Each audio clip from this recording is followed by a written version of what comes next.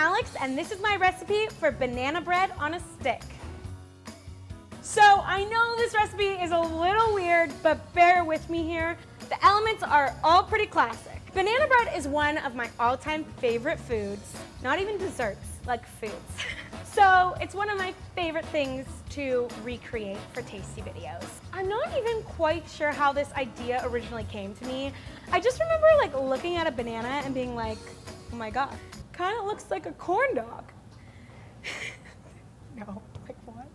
And then I had the next idea that you could replace the cornbread crust with banana bread, and voila, you got banana bread on a stick. Now originally I was like, what do I call this? Banana dog, banana corn dog, but I just settled on banana bread on a stick because, I don't know, banana corn dog kind of sounds weird. So for this recipe, I knew it was super important to not only nail the flavor, but to make sure I nailed the shape and look of a corn dog. I wanted it to look exactly the same, but just a dessert version. So in order to get that straight edge on the banana to look like a hot dog, I cut off the ends, put a stick in the middle, and then saved the ends to put into the banana bread that I was gonna make for the batter coating. Also, it's a great way to not waste any food, although you could have just eaten the ends, I don't know. So there are a few tricky variables to this recipe. I had to make sure the bananas would stay on the sticks, especially while dipping and frying, because bananas are a little more fragile than like a hot dog would be. So I decided to freeze the bananas beforehand. Now make sure you work quickly because the bananas will thaw and then you'll have a mess. So I know frying bananas sounds a little weird, but you're really just frying these to cook the banana bread all the way through and then also get that nice golden brown coating that every corn dog should have.